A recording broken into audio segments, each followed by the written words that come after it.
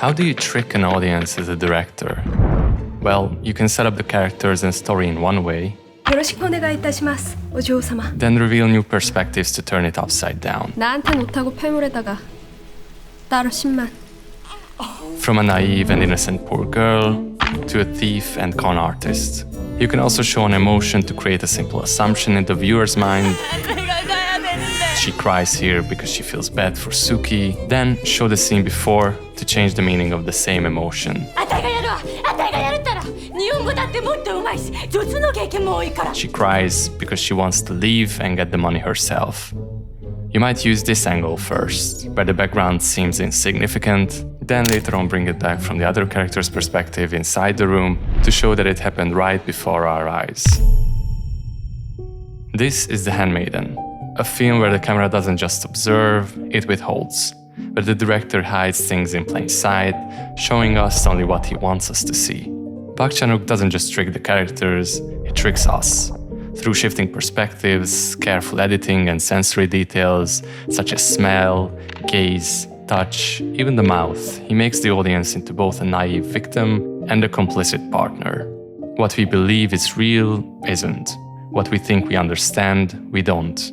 And it's only later, sometimes much later, that we realize we were watching something entirely different all along. The story takes place in 1930s Korea, during the period of Japanese colonization, as the country struggles to maintain its identity amidst rapid modernization.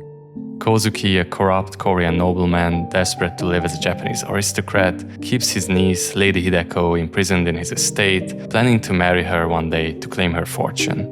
Our protagonist Sook-hee, a low-born, naive girl, is hired as Hideko's new handmaiden, and soon grows increasingly protective of her innocent lady. But when the young Japanese Count Fujiwara arrives to court Lady Hideko, everything begins to change. And the great thing is, everything I just told you is a lie.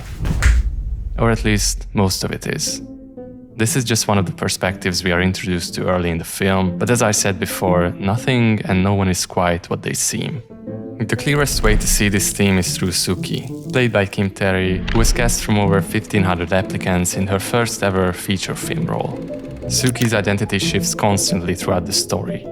A poor, naive girl, an innocent girl helplessly falling in love, a con woman, thief, scammer, a girl actually in love, Hideko's secret lover, the one being tricked and betrayed, the one who tricks, and finally, someone entirely free with a new identity. This is also emphasized by her several names. Names have a significance in this story. Losing one's name is losing their identity, their past, their ancestry. Sook-hee is the con woman who grew up in the slums, daughter of a legendary thief who was hanged. Ok-ju is her fake name when applying to the position of handmaiden. It means jade jewel, which is ironic for a thief. But immediately after she arrives at the mansion, the handmaid assigns a Japanese name to her, Tamako. 타마코는 너야. 네 이름 옥주에서 땄어. In that moment, even her false identity is stripped away by the household's oppressive masters. But it doesn't actually harm her, only the alias Ok-ju is taken, not her real self.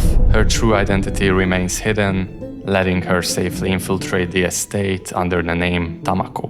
But this detail reveals something deeper. In this household, deception isn't just personal, it's institutional. And the house itself, as an entity, reflects this. Park Chan-wook, along with his longtime collaborator, art director and production designer Yoo Sang-hee, put a lot of effort into creating a unique but authentic set for the film. Like its owner, the mansion is a cultural hybrid, blending English and Japanese architecture, filled with hidden floors and secret annexes. It serves the characters' needs, offering privacy for affairs, conspiracies, and secret meetings. But in doing so, it becomes complicit in their deception. The mansion assists their schemes, conceals them during performances, and even enables them to spy on one another. The Japanese facade of Sook-hee isn't just forced on the building's walls itself, but the people living within them. 合間に一休つかないとな。下で皿を舐めるように読んでいてどうする。Sook-hee, like all other staff members, is ordered to speak Japanese, even though the master of the house is Korean. Meanwhile, the Japanese lady Hideko insists they speak Korean instead. In a world of shifting perspectives, the emphasis on words becomes the most important and most dangerous tool for the characters and the audience as well. And so, among the senses Park explores, the mouth takes on a special role. It speaks lies, declares love, consumes, kisses, and even devours. But before diving into Park Chan-wook's sensory world, let's look at the film's unique narrative structure. Much like the source material, Fingersmith by Sarah Waters, the film is divided into parts, each revealing the point of view of a different character. Part 1 gives us Sook-hee's perspective, up until the asylum scene. Part 2 rewinds to Hideko's past and shows what she experienced during Sook-hee's arrival. And finally, Part 3, where the film departs most from the novel, picks up after the asylum and also brings in Fujiwara's perspective, allowing us to see the full picture. The narrative structure of The Handmaiden is often discussed in relation to the Rashomon effect, which got its name from Akira Kurosawa's 1951 film, which was based on 2 short stories of Ryunosuke Akutagawa. It was the film that defined the narrative device in cinema, where the same story is told from different perspectives, challenging the viewers to figure out how to deal with contradicting accounts, subjectivity, and unreliable narrators. But The Handmaiden is often miscategorized as using this same approach. While it revisits the same events through different lenses, the accounts aren't contradictory or distorted by bias. Instead, they build on one another, deepening, correcting, and recontextualizing what we've seen, rather than challenging the idea of an objective truth. This is one of the most important parts of why the film's storytelling captivates the audience.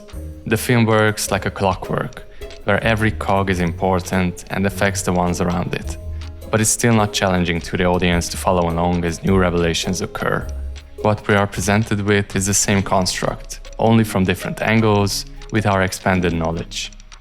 A good example of the differing perspectives is when we see Hideko and Fujiwara kissing in the grove. Sook-hee is already in love with her lady at this point, so from her perspective, she feels betrayed. But in part 2, about an hour later, it's revealed that this was the intention of the two, to act like this so she believes their relationship became more intimate. This shows how the director leads the audience to false conclusions. The first one uses a point of view shot, swaying around as Sook-hee takes in the shocking event. Then cuts to her running away, shown in a handheld shot, again emphasizing her distress. In contrast, look at how the second perspective is shown. Here, the camera is a lot more calm. The tension comes from Sook-hee approaching, so as the two start faking the kissing, the camera also moves quickly into position, completing the preparation for the act. There are many elements that only become clear on a repeat viewing. Take this dialogue between Hideko and Sook-hee. 매일 밤 자기 전에 다시 생각나는 얼굴이래요. Seeing this the first time, we assume Hideko laughs because Sook-hee misspoke, since she is not well educated and often speaks nervously. But watch this again with the context of their true identity. 매일 밤 자기 전에 다시 생각나는 얼굴이래요. Sook-hee accidentally slips what Fujiwara said about dreaming of Hideko's fortune. 매일 밤 자기 전에 다시 생각나는 액수죠. 현금으로 150만, 국채로 30만. And Hideko's smirk is a faint reveal of her true identity, who knows a lot about sexuality and male desire. 왜 하필 자기 전에 그러실까? And also conspires with Fujiwara behind Sook-hee's back. These small nuances, like Kim Min-hee's performance here, hold such a deep meaning, which makes every scene layered and complex. That's why the actors have a crucial role in The Handmaiden, because their characters perform even within the film, and revealing any secret aspects of their identity would ruin their own plot and the twists for the audience as well. As I said before, Park Chan-wook's films are deeply sensory. His characters don't just move through the world, they experience it, consume it, feel it. And the audience is right there with them. Sight, touch, smell, and the mouth, not just for tasting, but for lying, seducing, devouring, and silencing. The senses become narrative devices, each tied to desire, deceit, or control. In The Handmaiden, it's the mouth, the gaze, the touch. In Decision to Leave, it's the eyes, the fingertips, the breath between two bodies. Even food becomes a symbol of intimacy. In JSA is the forbidden act of speech between North and South Korean soldiers. Or think of Oldboy, where the original sin, Odysseus' tongue, is what's causing the disaster and leads to ruin. And thirst, the title alone signals how much the film focuses on heightened instincts and overloaded senses. A priest who once denied any bodily desires is suddenly dropped into a primal way of living where he feels, hungers, and wants everything.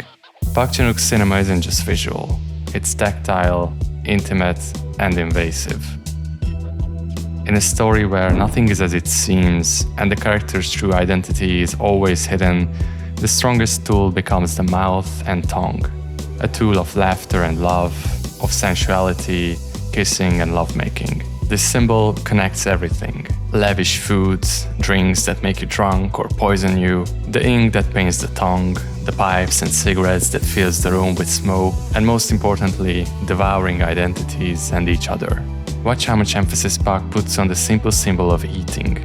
The first twist happens when the Count meets with Sook-hee in a private room of the mansion. Fujiwara tells her that the signal will be 내가 여주그 시대요르 이렇게 신호를 딱 보내면 바로 둘만 있을 기회를 만들어줘.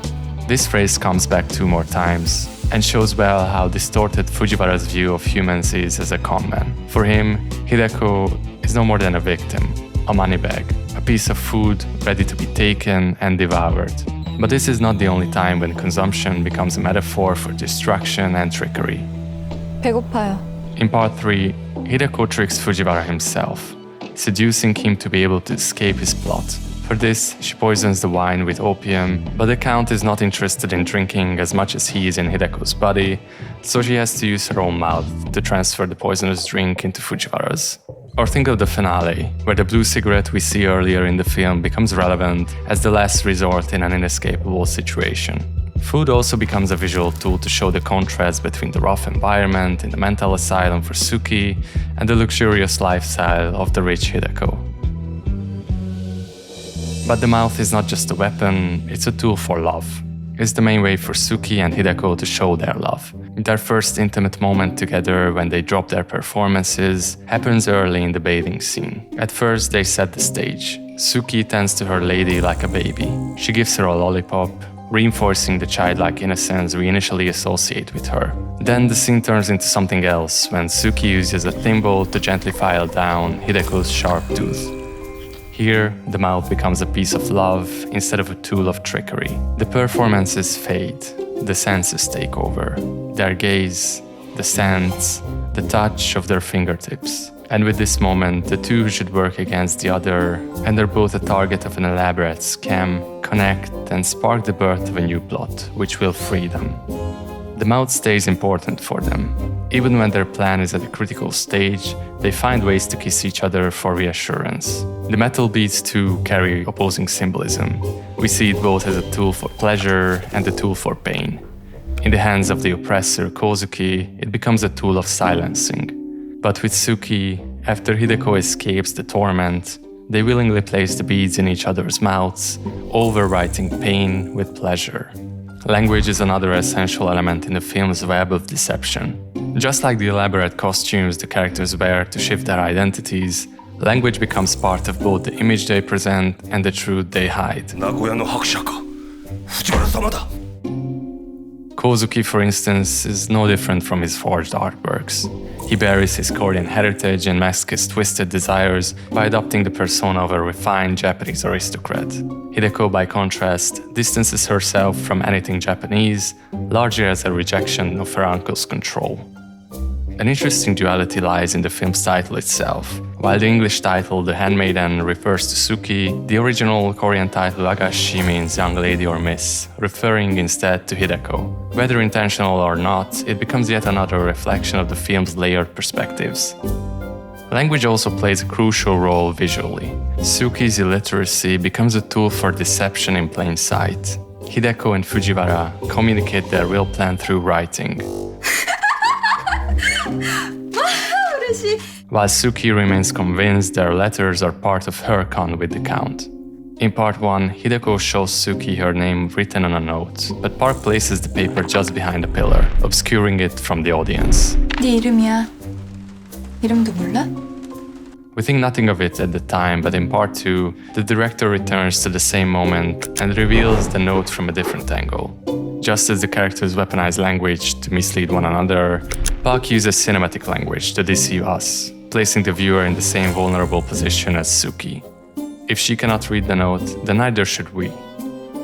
A similar trick is used with audio.